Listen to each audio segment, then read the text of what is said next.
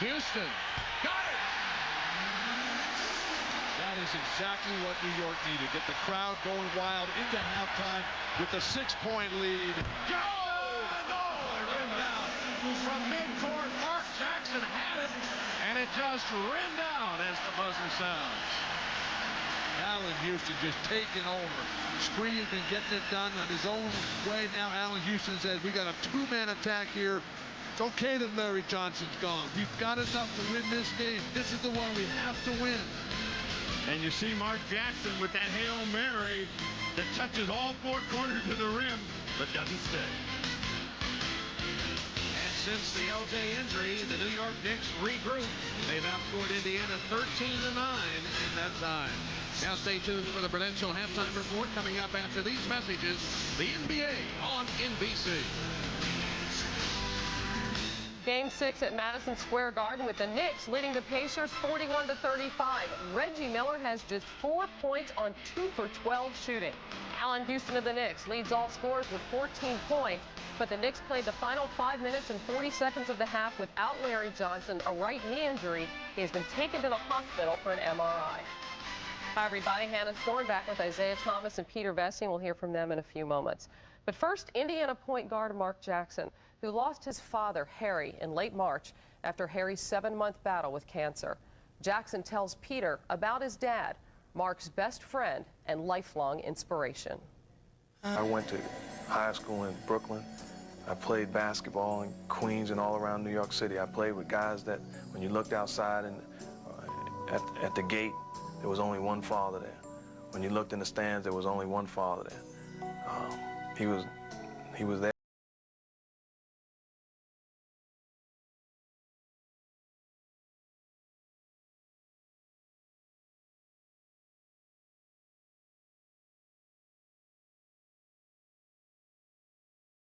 He's coming home from work.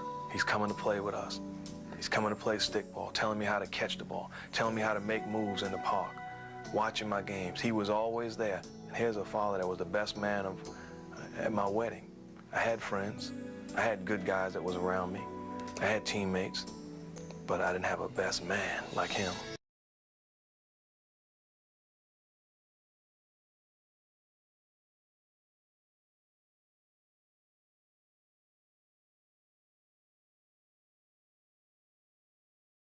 The last 7 months of his life, he realized the joy and how precious it was and how easy it was to say, I love you.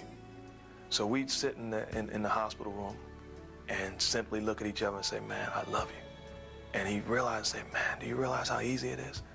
And the sermons and the teaching that I got just in those 7 months was unbelievable, because I saw a man that in the face of trials and tribulations, with his back against the wall, was still teaching, was still speaking, was still an example, no matter what. Even when he was in the coma,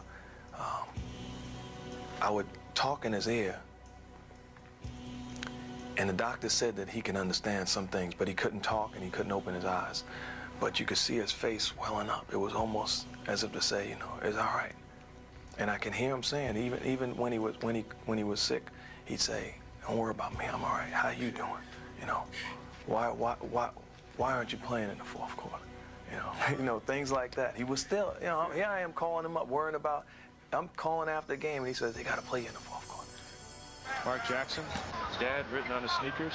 Father passed away yesterday.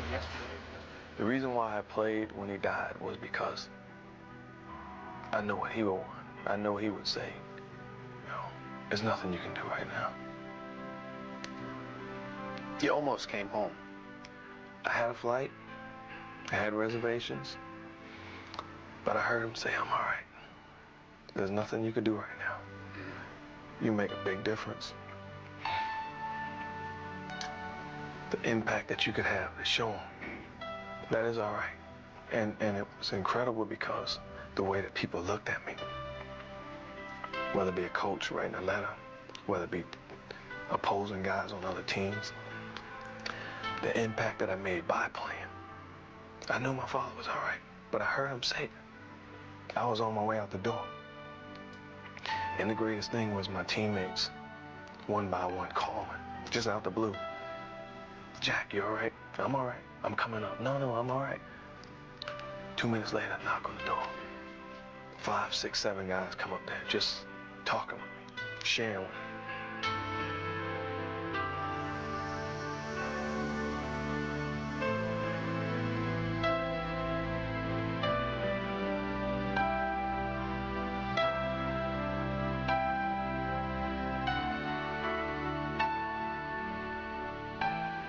Thanking him for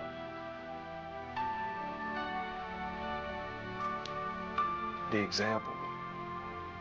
I thank him for the man that he was, the way he lived his life, what he put in me, the father, the husband, the provider, the way he sacrificed, the love, the strength.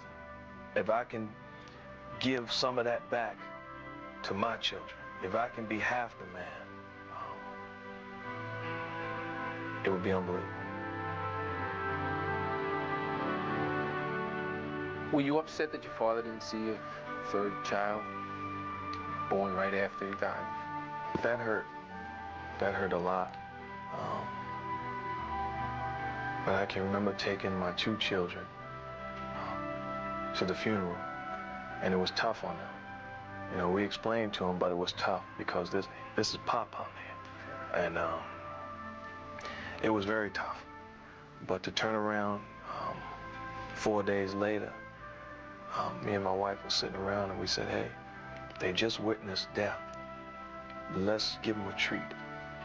And we decided that we was going to allow them to be in the hospital room when we gave birth, when my wife gave birth. And we let them stay in there. It was just so powerful. And it was great for my children to witness that also, because they realized that there's a great side of life also.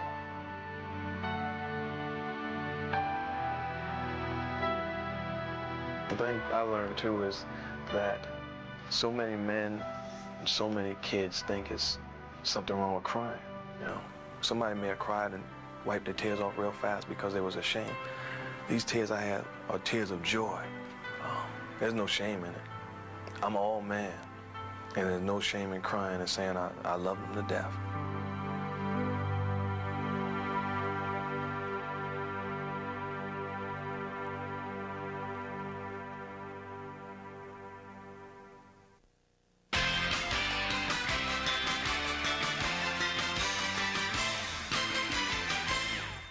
At halftime of Game 6, the Knicks lead the Pacers 41-35. Let's take a look at some of the highlights from the first half. Pacers jumped out to an early 9-point lead. Mark Jackson, 5 points in the first half. Then the Knicks got the running game going. Allen Houston had 6 points to end the first quarter.